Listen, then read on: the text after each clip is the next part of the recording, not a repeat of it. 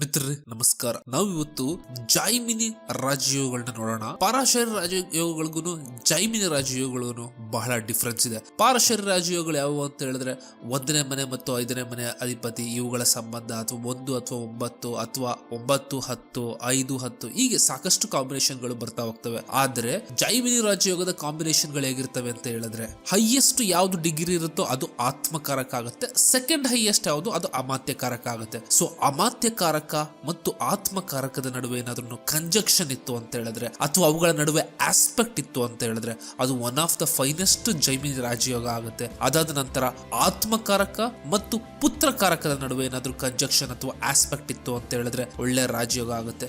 ಇಲ್ಲಿ ಆಸ್ಪೆಕ್ಟ್ ಅಂತ ಹೇಳ್ತು ಅಂತ ಹೇಳಿದ್ರೆ ಅದು ಜೈಮಿನಿ ಆಸ್ಪೆಕ್ಟ್ ಆಗಿರ್ಬೇಕೆ ಹೊರತು ಪಾರಶರಿ ಆಸ್ಪೆಕ್ಟ್ ಆಗಿರಬಾರ್ದು. ಮತ್ತು ಆತ್ಮಕಾರಕ ಮತ್ತು ಲೀಸ್ಟ್ ಡಿಗ್ರಿ ಇರೋದೇನು ದರ್ಕಾರಕ. ಆತ್ಮಕಾರಕ ಮತ್ತು ದರ್ಕಾರಕದ ನಡುವೆ ಕಂಜಕ್ಷನ್ ಅಥವಾ ಆಸ್ಪೆಕ್ಟ್ ಇತ್ತು ಅಂತ ಹೇಳಿದ್ರೆ ಅದು ಒಂದು ರಾಜಯೋಗ ಆಗುತ್ತೆ. ಮತ್ತು ಆತ್ಮಕಾರಕ ಮತ್ತು 5ನೇ ಮನೆಯ ಅಧಿಪತಿಯ ನಡುವೆ ಏನಾದ್ರೂ ಕಂಜಕ್ಷನ್ ಇತ್ತು ಅಥವಾ ಆಸ್ಪೆಕ್ಟ್ ಇತ್ತು ಅಂತ ಹೇಳಿದ್ರೆ ಅದು ರಾಜಯೋಗ ಆಗುತ್ತೆ. ಅಗೇನ್ ಈಗ ಅಮಾತ್ಯಕಾರಕ ಮತ್ತು ಪುತ್ರಕಾರಕನ ನಡುವೆ ಏನಾದ್ರೂ ಕಂಜಕ್ಷನ್ ಅಥವಾ ಆಸ್ಪೆಕ್ಟ್ ಇತ್ತು ಅಂತ ಹೇಳಿದ್ರೆ ಅದು ಒಂದು ರಾಜಯೋಗ.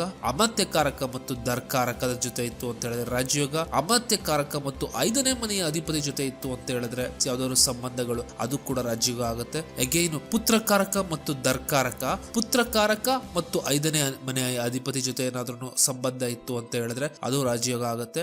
ದರ್ಕಾರಕ ಮತ್ತು 5ನೇ ಮನೆಯ ಅಧಿಪತಿ ಜೊತೆ ಸಂಬಂಧ ಇತ್ತು ಅಂತ ಹೇಳಿದ್ರು ರಾಜಯೋಗ ಆಗುತ್ತೆ.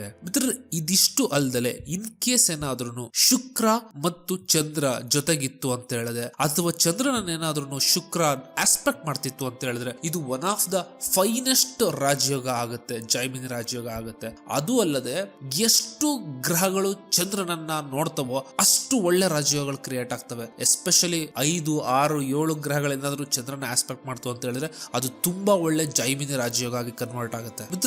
ಈಗ ಒಬ್ಬ ವ್ಯಕ್ತಿ ಕೆರಿಯರ್ ಅಲ್ಲಿ ಯಾವಾಗ ರೈಸ್ ಆಗ್ತಾನೆ ಅನ್ನುವಂಥದ್ದನ್ನು ನೋಡೋಣ. ನಾವು ಕೆರಿಯರ್ಗೆ ಏನನ್ನು ನೋಡ್ಬೇಕಾಗುತ್ತೆ ಅಂತ ಹೇಳಿದ್ರೆ, ಅಮಾತ್ಯಕಾರಕನಿಂದ 10ನೆಯ ಮನೆ ಯಾವಾಗ ಜೈಮಿನಿಯ ದಶೆ ಬರ್ತದೋ, ಇದು ಪಾರಶರಿಯ ಒಂದು ವಿಂಶೋತ್ತರಿ ದಶೆ ಅಲ್ಲ, ಜೈಮಿನಿಯ ಚರದಶಗಳು ಅಂತ ಬರ್ತವೆ, ಆಗ 10ನೇ ಮನೆ ದಶ ನಡೆಯುತ್ತೋ ಆಗ ಆ ವ್ಯಕ್ತಿ ಜೀವನದಲ್ಲಿ ಮೇಲ್ ಬರಕ್ಕೆ ಸ್ಟಾರ್ಟ್ ಆಗ್ತಾನೆ. ಅಥವಾ ಅಮಾತ್ಯಕಾರಕ ಎಲ್ಲಿದೆಯೋ ಆ ರಾಶಿಯ ಒಂದು ದಶ ನಡೆದಾಗ್ಲೂ ಆ ವ್ಯಕ್ತಿ ಮೇಲ್ ಬರ್ತಾನೆ. ಬಟ್ ಒಂದೇ ಒಂದು ಏನು ಅಂತ ಹೇಳಿದ್ರೆ, ಈ ಅಮಾತ್ಯಕಾರಕ ತುಂಬಾ ಚೆನ್ನಾಗಿ ಪ್ಲೇಸ್ ಆಗಿರ್ಬೇಕಾಗತ್ತೆ. ಮತ್ತು ಅದು ಅಲ್ಲದೆ ಇನ್ ಕೇಸ್ ಏನಾದ್ರೂ ಆತ್ಮಕಾರಕನಿಂದ ಅಮಾತ್ಯಕಾರಕ ಕೇಂದ್ರಗಳಲ್ಲಿತ್ತು ಅಂತ ಹೇಳಿದ್ರೆ ಆ ವ್ಯಕ್ತಿ ಸುಲಭವಾಗಿ ಮೇಲೆ ಬರ್ತಾನೆ. ಬಟ್ ಏನಾದ್ರೂ 6 ಅಥವಾ 8 ಈ ರಿಲೇಶನ್ಶಿಪ್ ಅಲ್ಲಿ ಇತ್ತು ಅಂತ ಹೇಳಿದ್ರೆ ಆ ವ್ಯಕ್ತಿ ತುಂಬಾ ಸ್ಟ್ರಗಲ್ ಮಾಡಿ ಮೇಲ್ ಬರ್ಬೇಕಾಗುತ್ತೆ.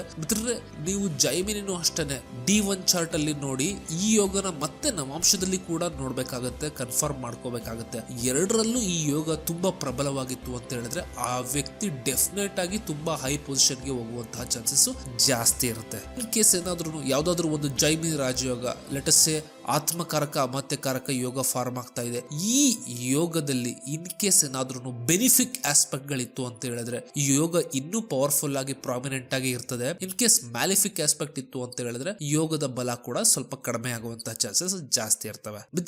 ಇದಿಷ್ಟು ಜೈಮಿನಿಯ ಆತ್ಮಕಾರಕ ಅಮಾತ್ಯಕಾರಕ ಮತ್ತು ಈ ಯೋಗಗಳಿಗೆ ಸಂಬಂಧಪಟ್ಟದ್ದು, ಅವುಗಳ ಟೈಮ್ ಪೀರಿಯಡ್ ಗೆ ಸಂಬಂಧಪಟ್ಟದ್ದಾಗಿರ್ತದೆ. ಈ ವಿಡಿಯೋ ನಿಮ್ಗೆ ಇಷ್ಟ ಆಯ್ತು ಅಂತ ಹೇಳಿದ್ರೆ ಲೈಕ್, ಶೇರ್ ಮತ್ತು ಸಬ್ಸ್ಕ್ರೈಬ್ ಮಾಡಿ.